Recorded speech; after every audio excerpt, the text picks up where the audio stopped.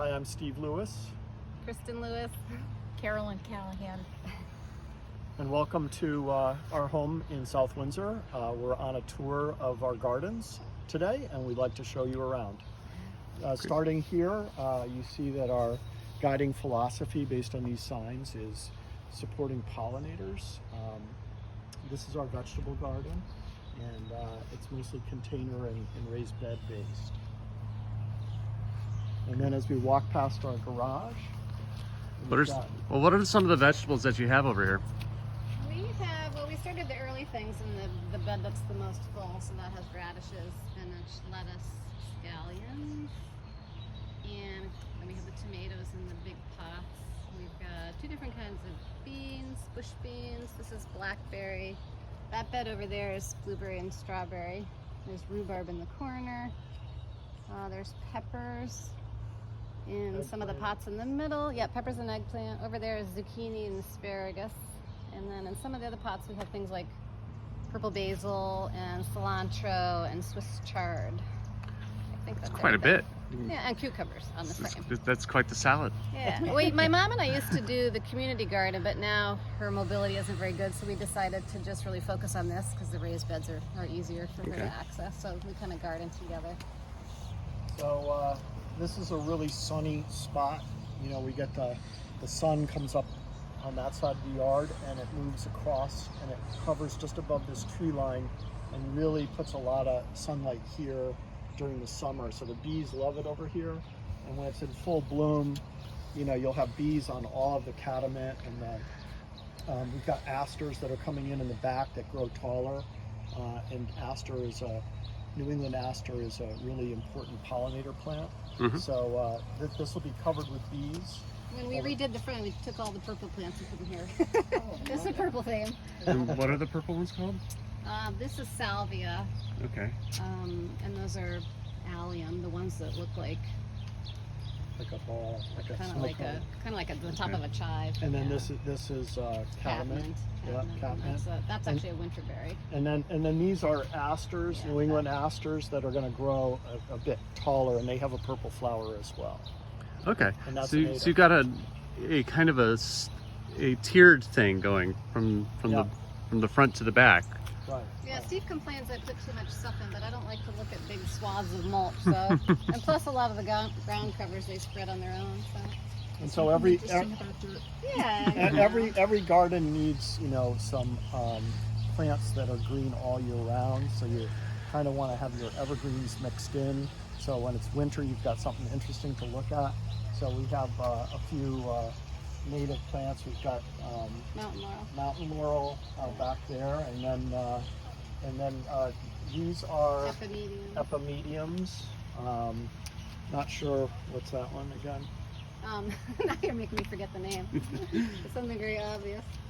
That's all right. Carolyn knows. Heuchera, yeah. Sometimes I'm getting terrible with names. It's some sort of a heuchera. Yeah. Oh, is that how you say it? It's ch. I always say it wrong.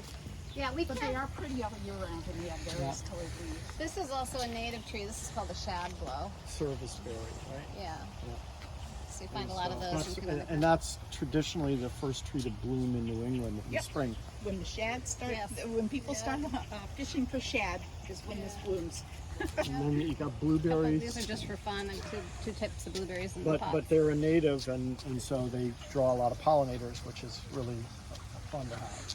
But we can't take 100% credit for the plants chosen and the layout, because when we first came up with the plan of how we were going to plant it, we worked with this really nice lady from Coventry. What was her name? Jessica Diaz? Yeah. And she helped us design and with some initial plantings. Yep. So, and then everywhere there was a space, we just put our own stuff in. And this has actually gone through a couple iterations, really, because some of the things didn't make it, or we find things that don't quite look right in the area. Yeah, you know. We're not real fussy. We don't mind like more of a cottagey look, so.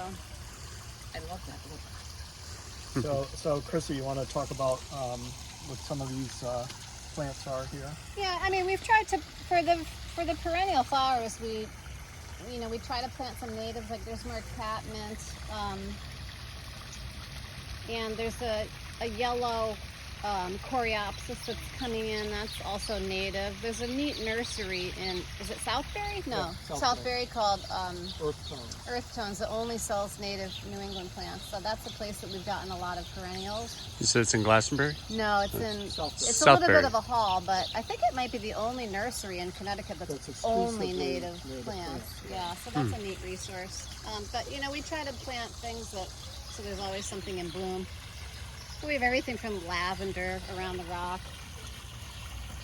Columbine is going by, but that's Yeah, also a native. that's the red and yellow. I think is a native columbine. There's a bunch of different things in here. And then in the pond itself, you know, we have different kinds of lilies. We have probably 6 or 7 different kinds of lilies. Some of those are native as well, and hardy, so they overwinter under the ice and then come back every year. And so they've been selected for the different color blooms that will come out during the summer. And then there's a lot of plants, like you have marsh marigolds that will grow right in the stream. This one's gone by, but the marigolds, you know, will bloom really bright yellow in the earlier part of the spring. And then you've got, you know, a whole bunch of irises in and around the pond, because irises like moist soil. They like to be really close to the pond, so, or in it. These are there's not even any soil for these. They're just right in the stream bed. And then actually we have some self-sown strawberry plants here. Yeah, we don't know how they got just there, but we had to popped pull up. them out. Yeah. That just popped up this year. And you it's know. loaded. It's loaded. I Yeah, know. there's gonna Your be little some really nice critters are gonna berries have a coming ball up. I know, isn't that funny? So those popped up out of nowhere. This was our only, we looked high and low to find a concrete sculpture. So we kind of, I don't know why, we kind of like this one. Let's just look over here for a second. So we've got a little I door. think it's supposed to be Bacchus. Or is it? Because I think his beard is supposed to be grapes and he's got the cup. I'm not sure, but anyway. Well, So you want to explain what we've got going on over here? Another So purple theme. this was always, even before we redid it, this was always kind of like the kitchen herb garden, just because it's close to the back door. So, you know, I have sage and chives and there's oregano. This is Baptisia? Yep, the Baptisia is in bloom. Yeah, so the chives, usually the chives, the wisteria, and the Baptisia are all in bloom at the same time, so you kind of have more purple going. There's mojito mint, which I'm very fond of right here. Used to want to make mojitos in the middle of the summer. There's plenty of mojito. Yeah, and then you know, the vine that's been trained up Yeah. over the I side love of the mojito railing. mint. So what's the purple? The wisteria? No, wisteria. Yeah. So this is not a. It's more of a manageable size wisteria, different Yeah, cultivar. I got it at Meadowview several years ago. It's some, I don't remember the exact name, but it's But it doesn't- more of a petite a cultivar. petite I cultivar. It's think. nice. It's not up on your Right. awning. We actually had the deck redone, and I was worried, you know, that the whole wisteria was going to get ruined, but we managed to cut some of it back and then kind of rewind it around. Yeah, it's fun. It's really pretty when it's in Watch bloom. your step on the stairs. And then, you know, a lot of things will self-sow, and The what? they'll self-sow, meaning that they'll just pop up on their own naturally. Okay. Especially, you know, goldenrod. And a lot of people think goldenrod is you know, a weed that you shouldn't have, but it's actually very strongly supportive of native pollinators. And so we have a ton of goldenrod in different kinds in our yard, and it just brings even more pollinators, butterflies and bees into the yard. And it's beautiful. When it does bloom, it's lovely. Right. Yeah. I mean, we counted one time last fall. I think there were like 20 bees on one little stalk. Yep. And so then again, the pollinator theme. So we've got a number of different native Monocera or honeysuckle? honeysuckles, right? So I think that that's one's the not. native one. That's a native one. But honeysuckles draw in hummingbirds, Yes.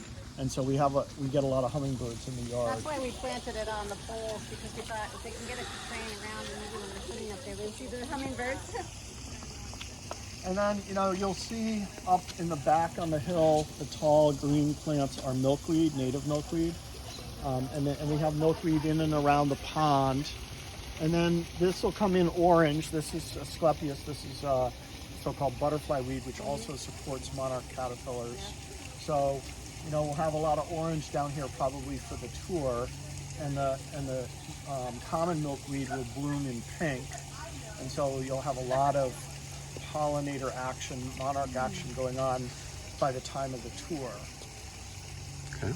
And then within the pond itself, again, we're getting our first blooms off of one of the different lilies that we have in there. And we also have a lotus plant, which is on the far right, which will grow up and produce some very beautiful blooms. Very They're really cool peony-like because the blooms. leaves are like almost as big as a dinner plate. For our advertising, our promotional material, the postcard that we use is actually one of your water lilies. And it's just beautifully printed, like 800 of them. Everyone wants them.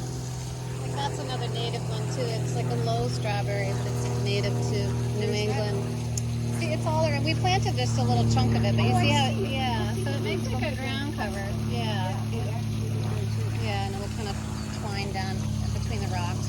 Large you never gets. I mean, I have a lot of it, but it doesn't get that I know. high. I think it's getting on Steve's nerves because it really likes it there and it's just going crazy. But And then this is your shade garden. Yeah. So you got a lot going on in there. A lot of hostas and bleeding hearts are just going by now, but Yep. ferns, and there's some jack in the pulpits hiding in there. Yeah, this is the main part of the tour. I mean, we've got plantings on the front of the house. We've got plantings we've got goldenrod all behind the fence. And then we've got a bunch of native plants back in the back bed back there. So, between the shade and the sun, we get a lot of different types of plants. Fantastic. So I'd say that's the